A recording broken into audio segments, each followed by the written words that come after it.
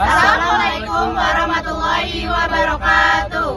Perkenalkan, kami dari kelompok 3 Di sini kami akan menjelaskan tentang harga pokok produksi yang terdiri dari saya sendiri, yaitu Muhammad Altaf. Saya Fia Septia Rahma. Saya Aulia Aryani. Saya Marcia Aurelia Safira. Saya Gina Aulianisa. Saya Haribur Purwanto. Selamat menyaksikan. Yang pertama, pengertian harga pokok produksi atau HPP. Harga pokok produksi disebut juga sebagai total biaya produksi. Merupakan total biaya yang dikeluarkan untuk proses produksi atau kegiatan mengubah bahan baku menjadi produk jadi, mengubah menjadi persediaan, dan menjualnya.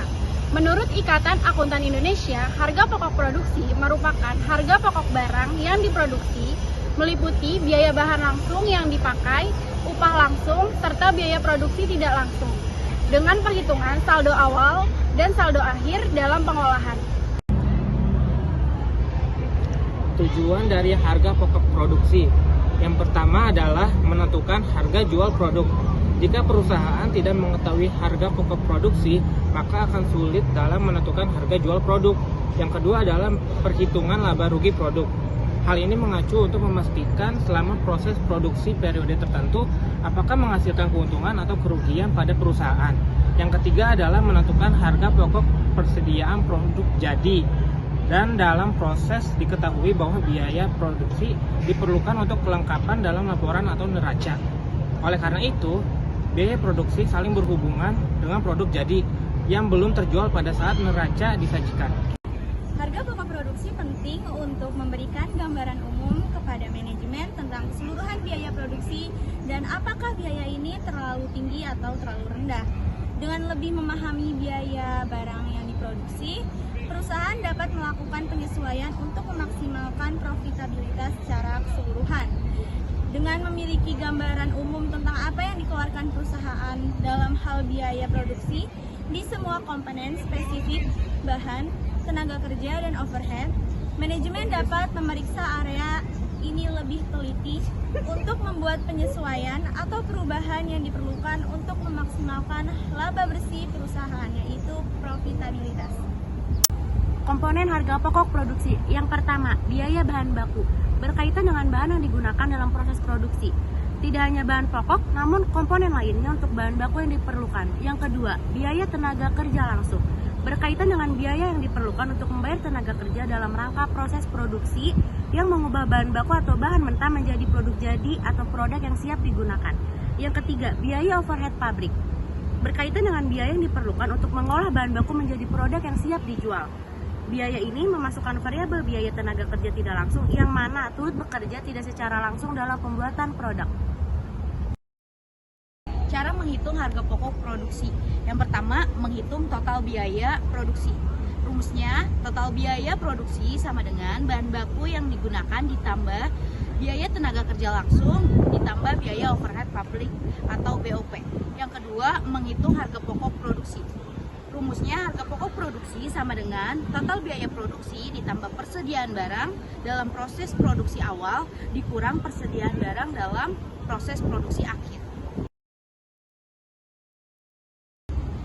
Metode menghitung harga pokok produksi yang pertama ada full costing. Full costing merupakan suatu metode dalam dunia akuntansi yang menjelaskan bahwa semua biaya yang timbul pada proses produksi seperti biaya variabel, biaya tetap, biaya langsung, biaya investasi, dan semua biaya yang digunakan dalam proses produksi digunakan sebagai indikator penting untuk menghitung total keseluruhan dari biaya utama. Lalu yang kedua ada variable costing. Variable costing adalah suatu metode penghitungan biaya secara keseluruhan yang dipakai untuk membuat sebuah produk di mana biaya tersebut memiliki peluang untuk terus berubah mengikuti volume kegiatan usaha. Maksud dari perubahan tersebut adalah keberadaan biaya juga mengalami fluktuasi sebanding dengan kuantitas output serta volume produksi. Dengan demikian, untuk menghitung harga pokok produksi di sebuah perusahaan, perbedaan yang paling mencolok antara keduanya adalah bahwa metode full costing menggunakan lebih banyak biaya overhead pabrik dan variabel dan tetap, sedangkan pada metode variable costing hanya menghitung biaya overhead variabel. Baik, pada yang berikutnya yaitu ada contoh perhitungan soal untuk metode full costing dan variable costing. Yang pertama akan kita bahas metode dari full costing. Dari soalnya yaitu data biaya PT Diner Cemerlang memproduksi 1000 unit. Lalu yang terjual pada unitnya itu sekitar 8000 unit. Dan untuk harga jual per unitnya itu sekitar 1000. Lalu untuk biaya variabel, adapun bahan baku yang dihargai 300 per unit. Lalu untuk tenaga kerja yang untuk memproduksi per unitnya itu sekitar 200. Lalu untuk BOP 120 per unit dan untuk penjualan 30 per unit. Lalu adapun biaya tetap. Dari biaya tetap produksi ini sekitar 1 juta per periode. Lalu untuk kapasitas normal yaitu 10.000 unit. Lalu untuk biaya administrasi itu sekitar 280.000 per periodenya. Lalu untuk penjualan 200.000 per periode. Lalu selanjutnya kita membahas dalam metode hitungan full costing. Lalu pada perhitungan bagian full costing, yaitu ada sales sebesar 8.000 dikali 1.000 rupiah atau 1.000 per unit yang menjadikan total 8 juta rupiah. Lalu untuk cost of goods sold pada bagian beginning inventory itu tidak memiliki harga sama sekali. Lalu untuk cost of goods sold manufacture sebesar 10.000 dikali 650.000 yang menjadi nilai total yaitu sebesar 6.500.000 rupiah. Lalu untuk cost of goods sold available for sales itu sama dengan yang manufacture yaitu sebesar 6.500.000 rupiah. Lalu pada hitungan berikutnya itu ada ending inventory yang senilai 1000 dikali 650 perak yaitu menghasilkan nilai total sebesar 650.000 rupiah. Lalu untuk cost of goods sold-nya ini bisa kita dapatkan dari 6.500.000 rupiah itu kita kurangkan dengan 650 dan menjadi nilai total 5.850.000 rupiah. Lalu untuk under or over applied FOH yaitu sebesar 1000 dikali dengan 100 perak yang menghasilkan nilai total yaitu 100.000. Lalu untuk cost of goods sold at actual ini bisa kita dapatkan dari perhitungan 5.850 tadi kita tambahkan dengan 100.000 yang dimana nilai totalnya itu sekitar 5.950.000 rupiah. Lalu untuk income from sales ada biaya administrasi dan penjualan yaitu ada beban administrasi sebesar 850.000.